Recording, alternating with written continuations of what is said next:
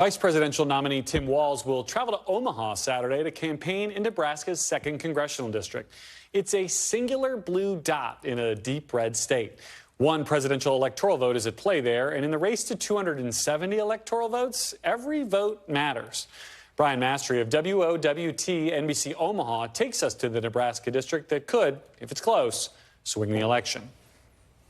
The blue dot marks the spot in the Nebraska district that could break an electoral college tie this November.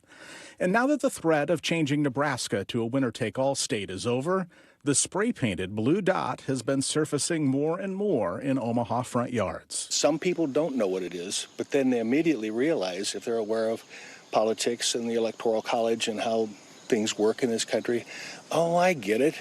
It represents Democrats' hopes to win Congressional District 2, and with it, one key electoral vote in an otherwise red state in the middle of the country.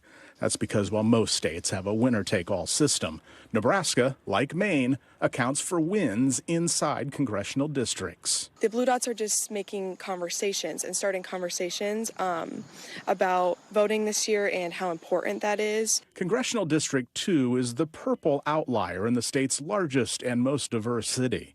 Yes, completely Bacon-Harris. Mary Barrett is a lifelong Nebraska Democrat, but she supports the Republican congressional candidate, Don Bacon. And history shows there are plenty more voters like Mary. In 2020, Republican Don Bacon won his district by 5 points, while Biden beat Trump by 7. I'm a Democrat. I'm a Harris-Bacon voter. Ann Ashford's late husband represented this district in Nebraska in the U.S. House of Representatives before Republican Don Bacon beat him in 2016. That constituents are always more important than political parties. It's vital to keep a level head and be the adult in the room. Since 1992, when Nebraska changed its law to split its electoral votes, the Nebraska blue dot has only actually been blue twice, for Obama in 2008 and Biden in 2020. And both times the Republican congressional candidate won. With the rise of the blue dot in Omaha, Trump supporters are getting creative with their signs too. This homeowner has a red dot with Trump's signature hair on it, only it's been turned into Pac-Man. His appetite is to take down those blue dots. Here's the key. With Republican and Democratic voter registrations fairly even here, there are 100,000 independents. Those voters will decide whether 5 electoral votes go to Donald Trump or 4 go to Donald Trump and 1 to Kamala Harris. Reporting from Omaha, NBC station WOTW, I'm Brian Mastre. Nice spot there from Brian Mastre. Thank you. And NBC's Steve Kornacki is here now to break down exactly what's at stake in Nebraska's 2nd congressional district with just 19 days until the election. All right, well, let's take a look. You can see this is our road to 270 map here in gray, all the core battleground states. Now, you notice here's Nebraska, and it's got those stripes, right? The stripes. That means it's that state that gives them out, as you just saw, the electoral votes by congressional district.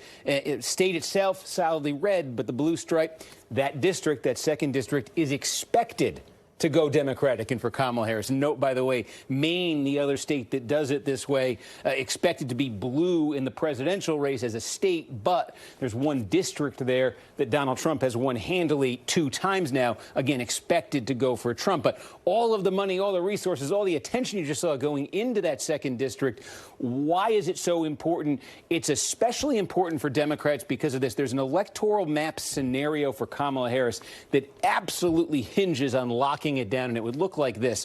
Split the battleground into 2, sort of north and south. The polling for Harris has been a little bit better in the northern tier of the battleground than in the southern tier. So this is all just for the sake of showing you this, but this is, how the parties are thinking about this as well. If Harris were to get Wisconsin, Michigan, Pennsylvania, you could see we light them up blue and she gets to 270, the exact magic number. And then the polling's been a little bit better for Trump generally in the southern tier of battleground states. So if Trump were to get North Carolina, hey, he won it in 16 and in 20. If he were to get Georgia, if he were to get Arizona, and if he were to get Nevada, Now you see 270, 268. Doesn't get tighter than that, or does it? Because that is where the one electoral vote in Nebraska comes into play. Again, right now it's assumed to be Democratic, and in this scenario, it would be absolutely essential for Democrats to hang on to it, because obviously, if you call it up right there, see if we can call it up on the screen, and it is not popping up, but I'll show you because I think you could do the math at home anyway.